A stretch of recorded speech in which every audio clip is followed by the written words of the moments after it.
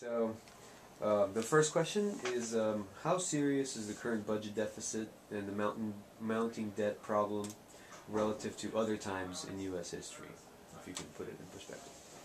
Well, the seriousness of the debt problem, both currently and more importantly prospectively, is unprecedented in modern economic times at least.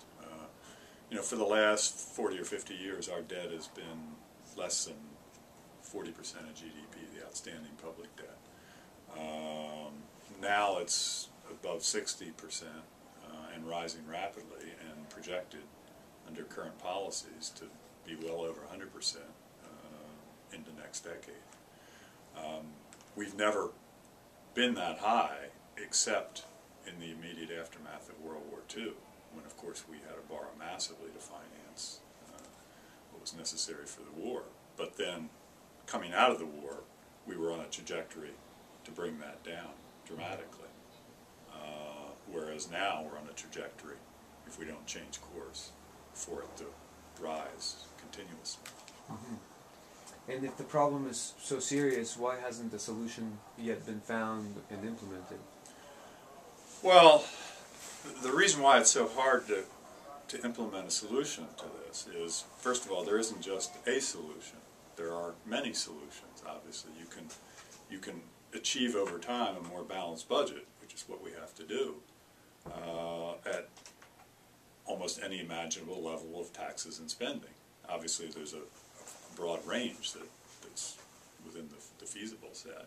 Maybe something like our current levels of taxation, which would require restraining spending markedly from the path that it's on. Or if we were to allow spending to continue on the path we're on, then you'd have to very substantially increase tax burdens over time. So, if there were only one way to do it, then at least everybody would know, well, this is what we have to do. But we can do it at very different levels and very different ways, and so then there are two problems with that. I mean, one is, depending on how high a level of spending and taxes or lower level we achieve balance on, it's a very fundamentally different roles for government and different ideas about what government should be doing, what's important and what isn't. And we don't have agreement on that in our society. And secondly, no matter what we do, it's going to entail some mix of spending restraint or cuts and increases in revenues. So it's all pain. The pain is in the more immediate future and very tangible. The gain is very ephemeral and very long-term. So why would any politician want to raise taxes and cut spending unless they're under intense pressure to do so to be reelected? How likely do you think that the current administration will be able to resolve the budget deficit and lower the debt to GDP ratio to a manageable or historic level? Well, I think the prospects that at least the current Obama administration is going to be able to work with Congress and get us onto a more stable and sustainable fiscal path within the next couple of years are very low. After the election in 2012,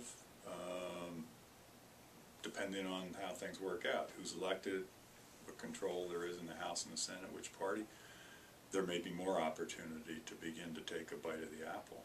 But I'd be very surprised if this issue is dealt with in the near term,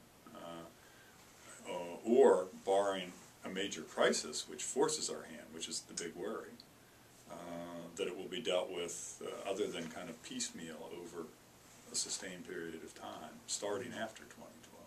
Mm-hmm.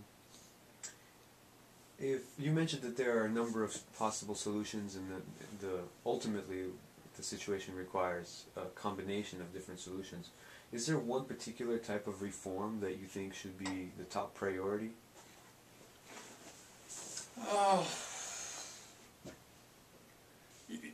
There are 3 or 4 areas that are going to be necessary to be pursued. And basically that's general restraint on discretionary spending, more steps to restrain the growth of healthcare costs over time, reform of the tax system in a way to make it both more efficient and to raise more revenues. And Social Security reform. I mean, those are the big four things. What the priorities ought to be among them is partly a question, I think, of what's going to be most politically feasible to do. In the shorter run, restraint on discretionary program spending, maybe tax reform. It's also possible that there might be able to build a bipartisan consensus for some sort of Social Security reform. Even though it wouldn't affect the problem until several decades out, it would still be a good sign, and it would be progress, and it would help stave off the potential of a crisis of foreign lenders not being willing to continue to take the risk on what our future is going to be in this country. Why should young people care about this problem? Because if we don't get it right, it's going to redound to their ill situation. I mean, the problem is either going to be one of two. Either we don't deal with it very effectively, but we manage to avoid a serious fiscal crisis, in which case what we face is just a slow erosion of our standards of living and our economic vitality, which just means that, you know, the next generation's not going to inherit the kind of increased standard of living and improved economic situation that has been common in our past. Mm-hmm. On the other hand, if we end up not dealing with it problem adequately enough before it results in a real fiscal crisis, then we're facing the kind of situation that we've recently seen and read about in Greece, in Ireland, and other places, where we'll have a worse economic situation than the recent financial crisis led to, as well as facing draconian fiscal austerity. And then the kind of prospects for your generation in the job market and in your living standards will not be pretty. What can young people do to help address this problem? Well, I think there's a couple ways that young people can help address this problem. I mean, the first is obviously to educate themselves better about the nature of the problem and the need for action, and to be a force and catalyst for trying to help educate and make other people aware of the dangers that we face if we don't address it. And then ultimately what's necessary is to build the constituencies that really demand action on the part of our national leaders. Politicians don't have the incentive to act on this, since it involves short-term pain, raising revenues and cutting spending, unless it's being demanded by the people who vote for them. If you could imagine the world 40 years from now, what will be different for retirees, taxpayers, and healthcare recipients? Well, you know, that depends a lot on how successful we are in addressing this problem.